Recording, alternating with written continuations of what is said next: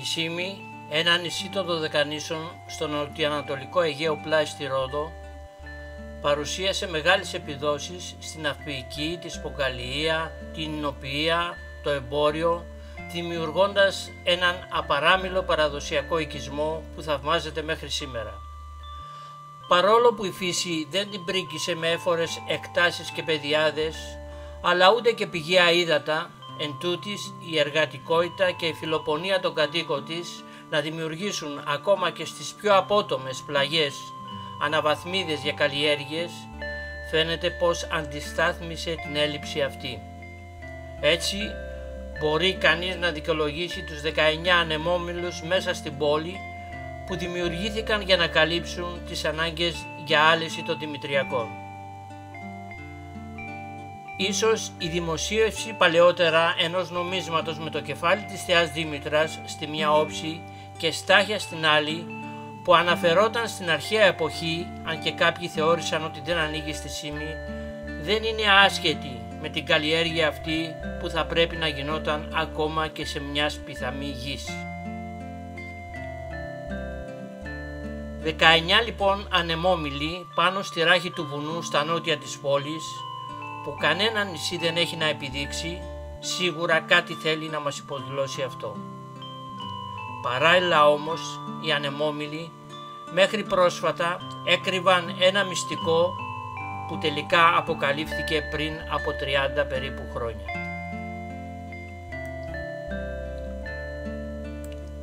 Ας γυρίσουμε λοιπόν το χρόνο πίσω για να ανακαλύψουμε μαζί αυτό το μεγάλο μυστικό.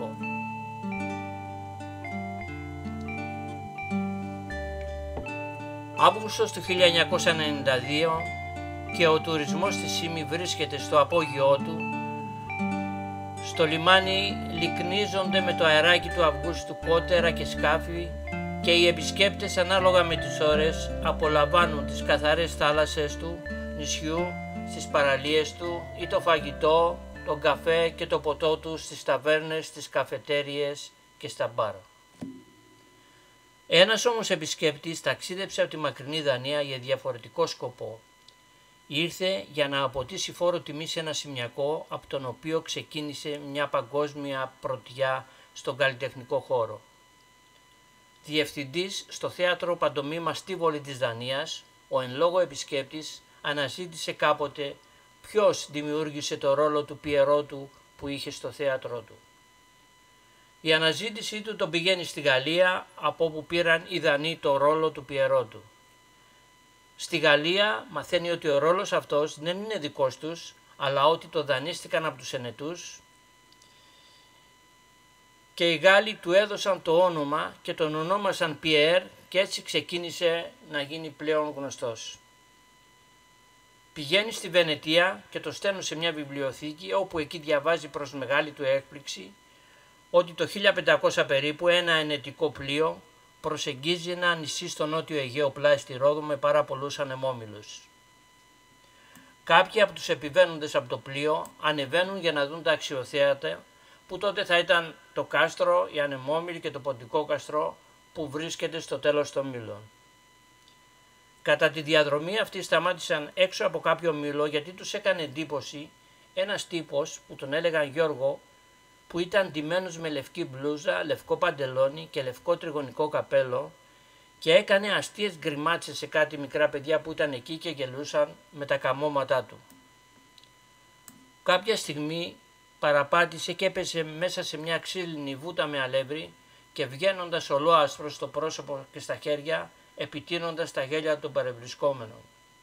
Εκείνος όμως δεν πτωήθηκε από τη βουτιά μέσα στο αλεύρι και συνέχισε να κάνει τις αστείες γκριμάτσες του προς μεγάλη ευχαρίστηση των παιδιών και των ενετών που εντυπωσιασμένοι με την εμφάνιση και τα καμώματά του, τους έμεινε στη μνήμη η φιγούρα του Γιώργου πασπαλισμένου με αλεύρι να αυτοσχεδιάζει για να προκαλέσει γέλιο. Έτσι, γυρνώντας στην πατρίδα τους, αντέγραψαν την εμφάνιση και τις αστείες γκριμάτσες του Γιώργου από τη Σύμη και ο Πιερότος πλέον ξεκινούσε την πορεία του να κατακτήσει όλο τον κόσμο.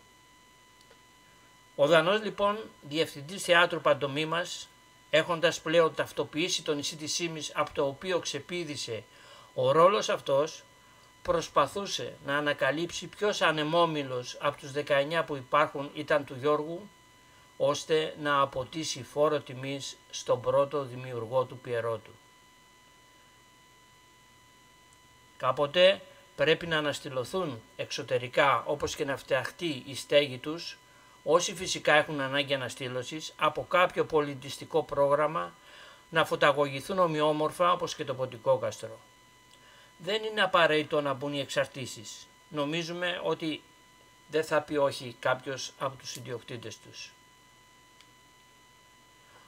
Πάρα πολλές πόλεις θα ήθελαν να ήταν στη θέση μας, έχοντας αυτό το θησαυρό που ανακάλυψε ο Διευθυντής Θεάτρου Παντομήμας στο Τίβολι της Δανίας, και λυπούμαστε που μάθαμε ότι έφυγε πριν από μερικά χρόνια. Νομίζουμε ότι θα ήταν χαρούμενος μαθαίνοντας ότι κάτι κινείται στο νησί, ώστε να αποδοθούν οι πρέπουσες τιμές στο Γιώργο, τον πρώτο που ξεκίνησε το ρόλο του Πιερότου. Πρέπει να βρούμε τα εργαλεία και τους τρόπους να προβάλλουμε τις ιδιαιτερότητές μας, αυτές που μας κάνουν ξεχωριστούς και ιδιαίτερους, σε ένα νησί που πάντα μας ξαφνιάζει με τον πολιτιστικό πλούτο που διαθέτει και συνέχεια τον ανακαλύπτουμε.